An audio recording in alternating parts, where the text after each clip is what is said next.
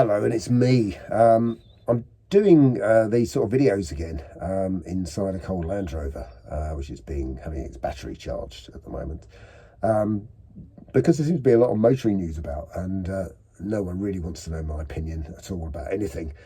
So I thought, right, well, I'll give it to them anyway. So I'll just do a couple of minutes a day because there's some interesting things going on. The government does seem to want to stop alcoholic blind OAP drivers from getting in their cars and having accidents, which on the face of it sort of sounds very sensible, doesn't it? Yeah, drink and drive, that's bad. Don't do that. Yeah, we can all be on board with that. Except that, no, there's an agenda going on, isn't there? There's an agenda going on to stop people drinking, and there's an agenda going on to stop people driving. Where do we start? Well, first of all, with the eye tests, old people, I will tell you now, have eye tests. They really do. I'm an old person. I have eye tests at least once a year. I don't know it's because I'm particularly responsible, but you can have issues with your eyes, and it's just a sensible thing worth doing. And I think over a certain age, it's sort of free. You can go to Specsavers and they will test your eyes and stuff, and they won't charge you anything. So that's great, isn't it? So it's easily done, and yeah, people should have their eyes tested, and if they've got bad eyes, they shouldn't drive. Simple as that. So we've done that one. But old people really aren't the problem, especially if you look at the accident stats. There is actually an article I did on Substack, and I'll put the link in the description, as they say, because it was quite fascinating to see how many 80-year-olds and 90-year-olds and 100-year-olds there were still driving. It's sort of quite impressive in a way. But yeah, they probably need to be a bit more cautious, and their family needs to keep an eye on them a tiny bit. And if you're a responsible family, that's what you do. But again, old people are not the problem. When it comes to another thing, when it comes to drinking, I mean, I live in a village which years ago had 5 pubs. Five pubs. Amazing, wasn't it? But basically a pub down every road that we have here, which was great. So everyone had their own pub to go to, and that was brilliant. And now, of course, there's zero. There's none. There's no pubs at all. The pubs have been, I don't know, killed off by all sorts of things, mainly by the government and incompetent people running pubs sometimes. Certainly in our case, I think that was what went on. But when it comes to drinking, you can do it. I mean, the reason the government don't want us meeting in pubs is because we will discuss about how bad they are, and we will be plotting a revolution, and they don't want us to plot a revolution. So what we have to do is organise it ourselves. And actually, one of the things that we have is like a community pub. You can only do it once a month. I think that you can only get the licence for that. And yeah, in the village hall, you buy the booze from the supermarket, who are also part of the problem, but at least you're not paying a fortune.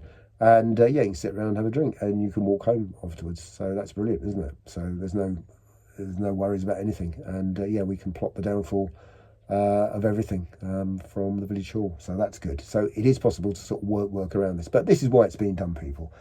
They don't like us drinking, and there's certain sections of the community who the government go along with who don't like drinking, and I think the less drinking that goes on, they'll be more than happy about it. Old people are not the problem, basically, is what I'm saying.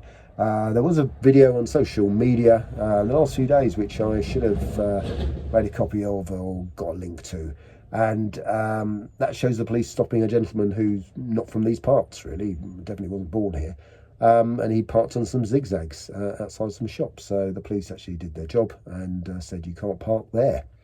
And it wasn't just that. They dug a little further, and he was very much a stranger to the highway code and a driving licence and insurance. And so there you go. I don't know what the end game was there. I don't know whether he got prosecuted, imprisoned, or whatever. But I'm sure you can find if he's doing bad things like that, he's probably doing lots of other bad things. So there's the problem. There's the problem. There's one of the big problems. People not abiding by the rules that we do. So that's part of it. They should really concentrate on stop and search. I'm happy to be stopped and searched. I was stopped and searched in cars before when a light's gone out at the back, or dirty number plate, I think, was the last time I was stopped, and that was probably about 15 years ago. And they said, you've got a dirty number plate, and that's fair enough. And it didn't go any further than that, actually. Strangely enough, they didn't want to see driving licence or anything else. Or they did, yes, I carry my driving licence. I've still got a paper one, people. So, yeah, I always think that sort of works, doesn't it? But there's never enough police around to do that, and there should be. And that's the problem. But this is very easy to do, isn't it?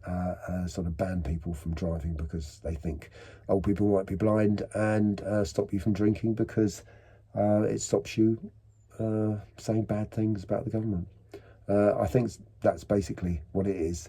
So yeah, two stories in one, designed because the government are very miserable people. All governments are very miserable people. They don't want their people happy.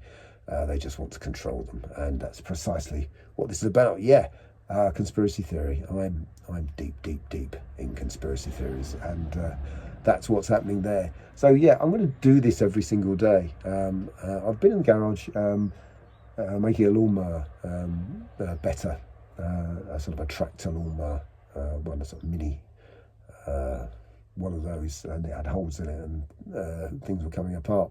And I riveted bits of it together, and actually that went quite well. And maybe I should have done a 23-part series on making that work again, because it was very cold on the garage floor, but fun because it's been done, isn't it? And I didn't have to pay anybody to do it for me. I just did it myself, and it was very basic stuff. But there you go. It was all good fun. We're going to do these every single day now, and just pop in and say hello and tell you what's going on in the news. That's it, really. Thank you very much for watching.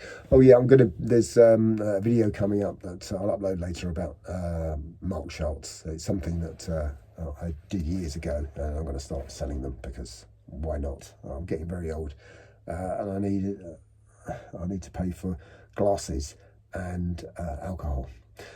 Thank you for watching. Bye bye.